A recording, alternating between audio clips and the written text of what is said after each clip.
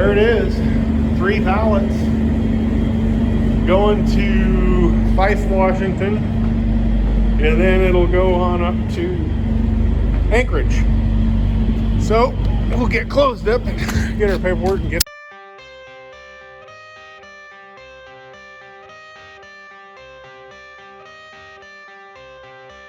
I got the cash in the bag, stadium packed. Born a rock star in this life, gonna live it up on the attack. Baby, I'm bad, I just wanna get caught up in this life. I'm crazy, I'm mad, doing no cap. Only God wants, so you better go live it up. Cash in the bag, stadium packed. Baby, I'm bad, baby, I'm bad. It's a frosty morning, but it's gonna be a nice day. So leaving the Costa, heading for the truck.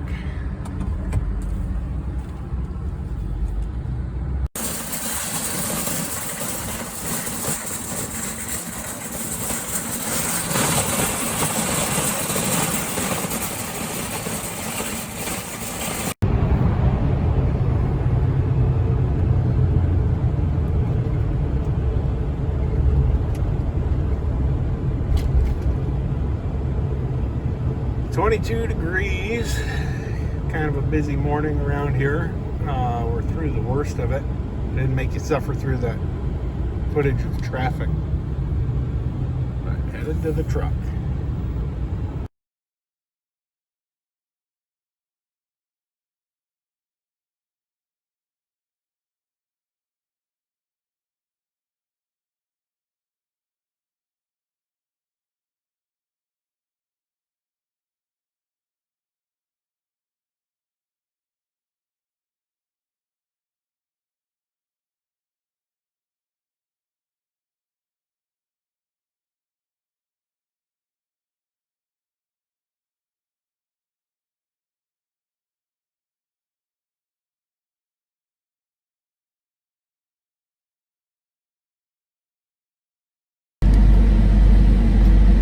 Good day. We got our door and got our paperwork. It's kind of crazy. I just struck up a conversation with this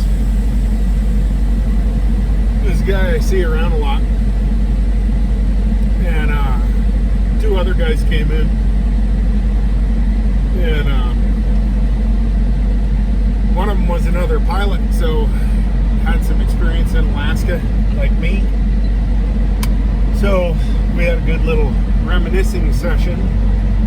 Turns out we're running for the same broker, going to the same place. Have been for, well, I've been doing it for a year now. He's been doing it for about 5. But pretty cool. Small world out here, this trucking. Pretty tight doors at this place, but it's not too bad.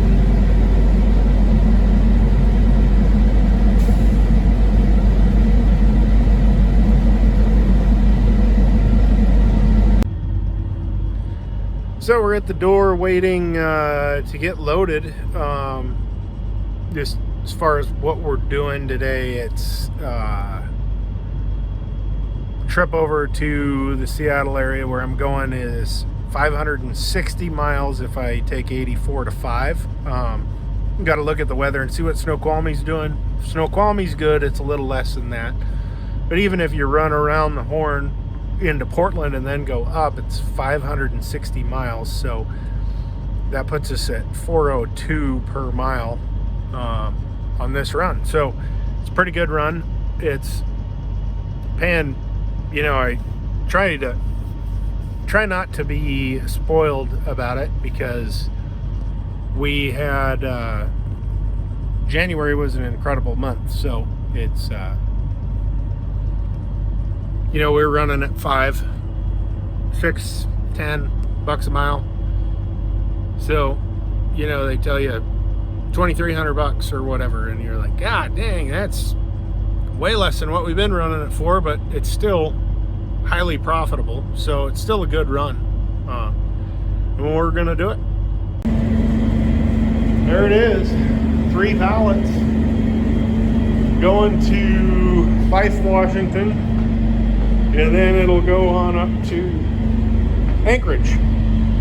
So we'll get closed up and get our paperwork and get out of here. Okay. I love this place. And I actually have, like, you're just here 2 hours. Almost no matter what. And get you loaded and out of here. It's crazy that they send us out with 3 pallets. But I don't make those rules, so now there's a truck stop up here right before we get on the freeway, and we're gonna roll in there. We're gonna get some provisions, and actually got to meet a guy. I've got this, my trailer is for sale, so he wants to see it. He's coming through, so it just timing worked out good that he should be there waiting on me right now, and I'm only 5 minutes away or something, so should be good. That's kind of sick. Needs a bath, but I can see it. Kind of up on the port here in Oregon.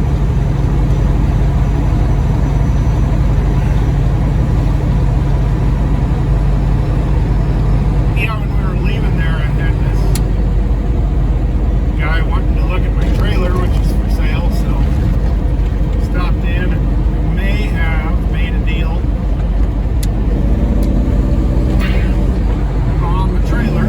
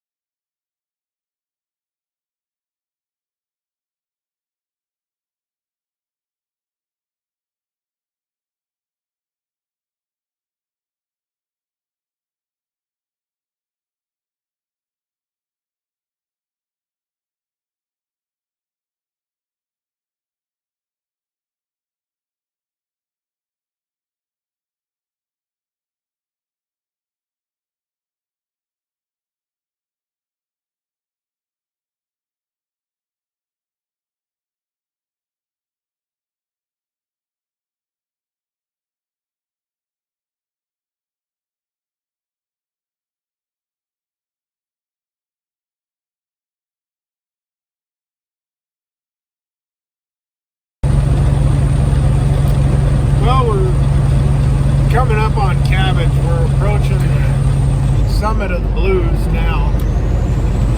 That windy portion of the road's right there between LeGrand and the summit that you just watched. We're between there. Eventually we'll get over to Meacham and Dead Man's Pass, and then we'll drop down into Pendleton. Well, we're not doing too bad for time. We're, I guess it's 1:15 now. So, probably been there at 9 o'clock or so tonight, maybe 10, depending on how many times we stop. Grab a gear here and go around this last truck.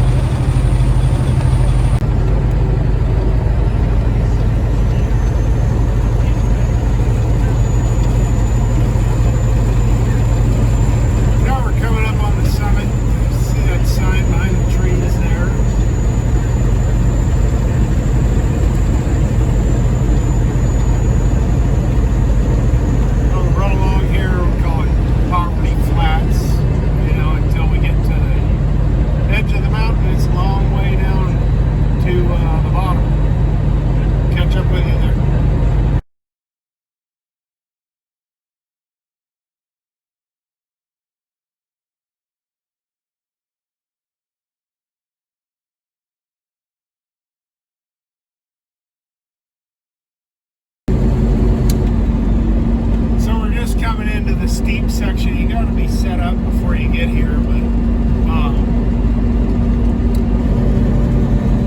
Cabbage is always better. Slower is always better.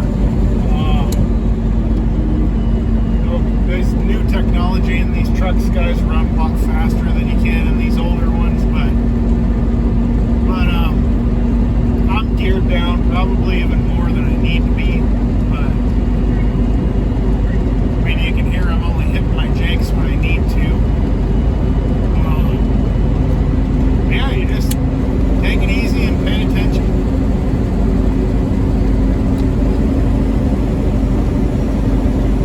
And get to the bottom when you get to the bottom. Don't worry too much about it.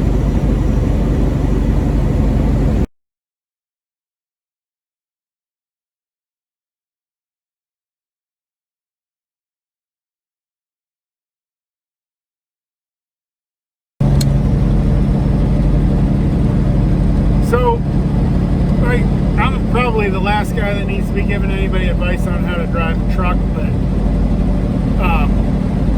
I'm fairly inexperienced myself, and you know, there's a sign at the top of the hill before you start coming down that gives your speeds based on your weights.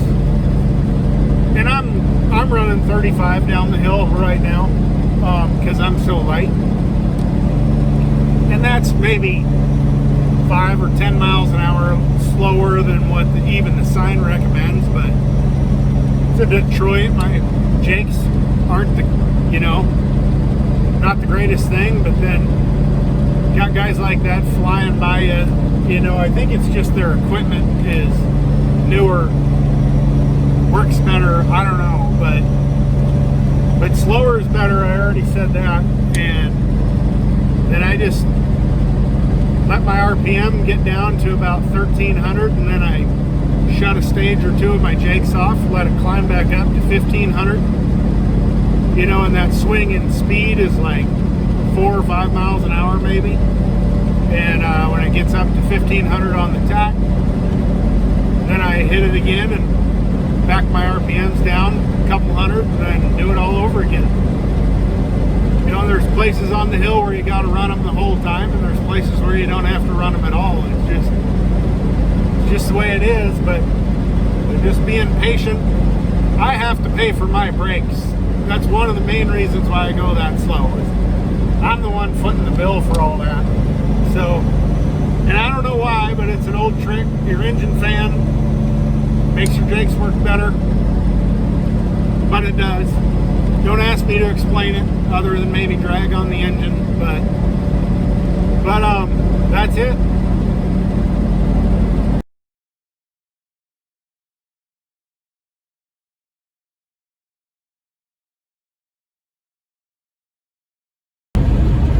exit 182 on I-84.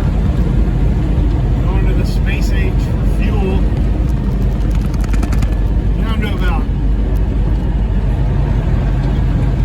3/4 of the tank. Or I'm sorry, we're down to half a tank, but we're gonna, since we're running up into Washington, their fuel is insanely expensive. We don't want to run out when we're up there. And the space age here has really cheap fuel usually. $3.59 it says. Turn around when possible. Turn at the first right onto I-84 West toward Portland. And a lot of parking is another good benefit to here. So not a bad place. Turn around when possible.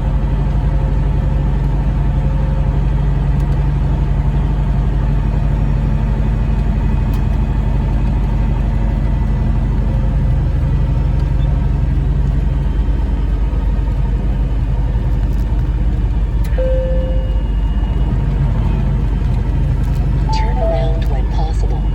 Speed limit reduced ahead.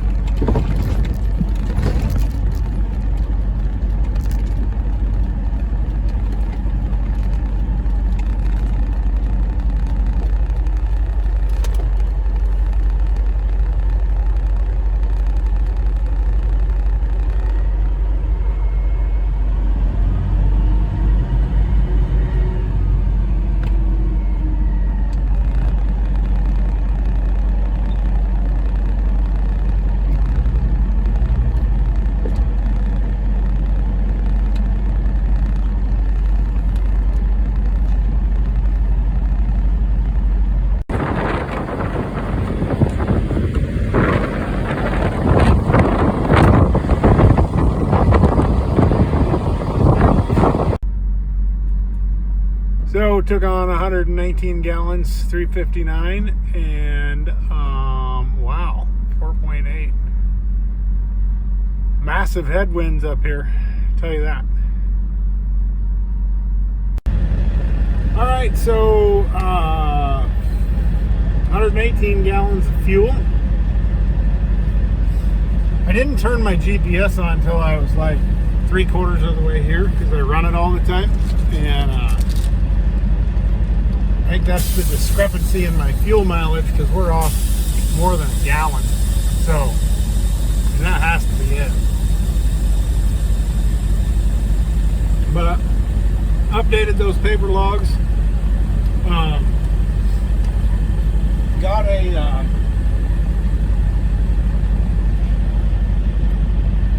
got some new apparel.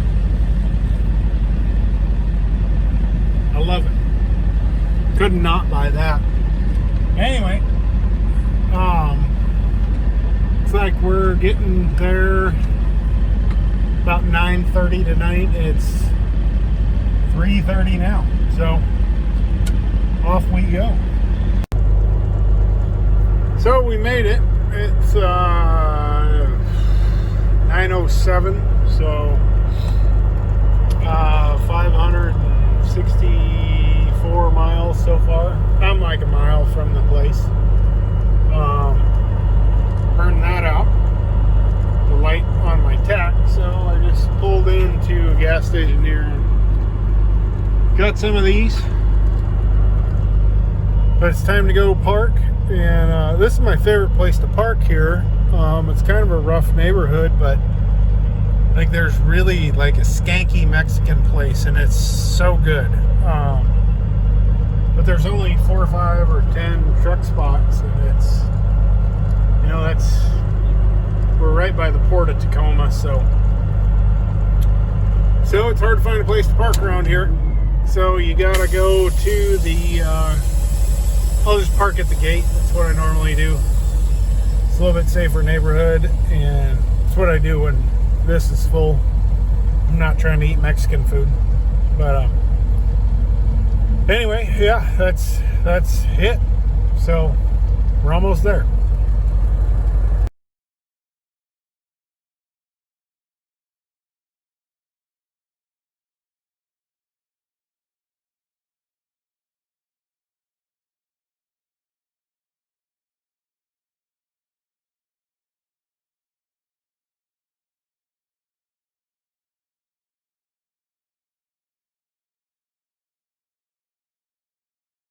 That's about a wrap on that. It's crazy when I was at that store, the lady had I got the light bulbs from. This little, nice, cute little Asian lady in there, had the doors locked. I said, "Are you guys closed?" And she said, "No, there's people that just run in and steal stuff and run out. The cops won't do anything." I said, "Well," I said, "you need a shotgun." She goes, "No, I don't need a shotgun. It's too big of a mess to clean up." So, here we are at the receiver. My 3 pallets. Your destination is on the left. This stuff ends up getting transferred onto the boat. Is going up to Alaska. So, kind of cool little loads they do here.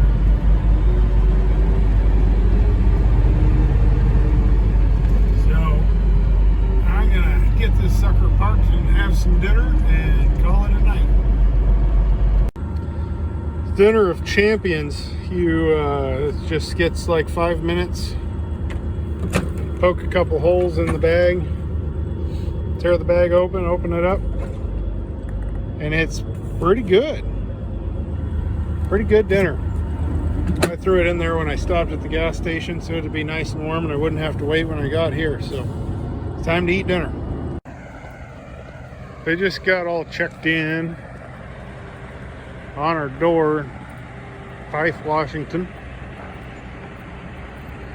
This is cool. This place does like all the shipping for all the Alaska, Hawaii, Puerto Rico, Guam loads. So there's just like food and 4-wheelers and stuff everywhere in there.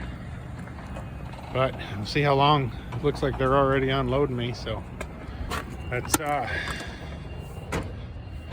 only 3 pallets. Shouldn't take them too long. So we need to find a load. So we're out of here. That was a 7-minute unload. I didn't even have time to get my computer and everything out and start looking for loads. So we're gonna drop back here and get to hopefully our spot where the Mexican place is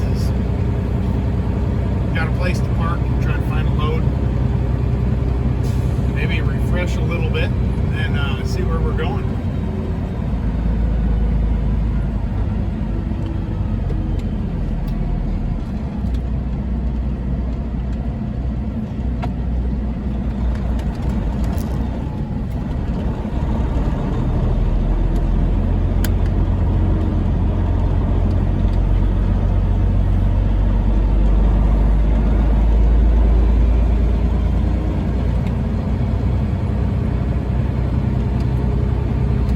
This is one of my favorite places to unload, you know, like, try not to bombard them too much, but whenever I'm here, it seems like if I've got a backhaul, I run a load that's got a deadhead like 100 miles to go get it, and I have to be there before those guys go on lunch, because that shipper kind of,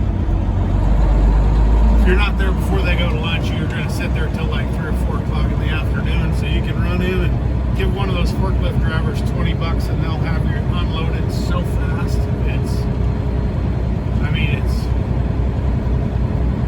Everybody talks about how you wait in the reefer game. Well, this is one of the few exceptions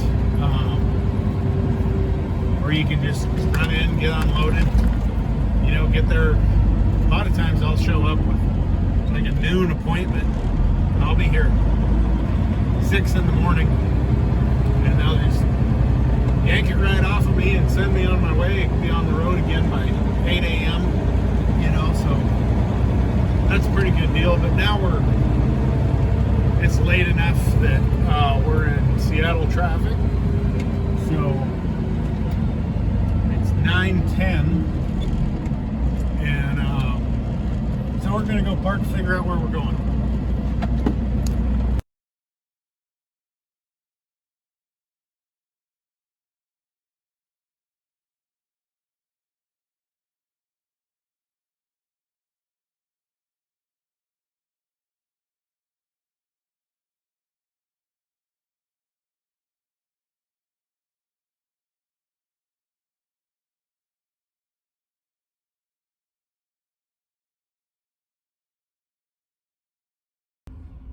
I don't know what is going on here, but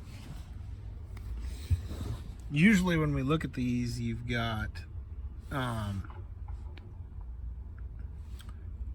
like 300 loads in the day. So that's Chehalis.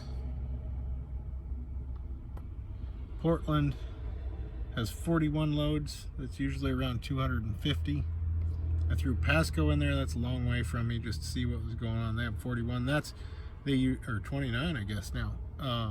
They usually have about 100. So load board must be not working, or something's going on in the world that I don't know about.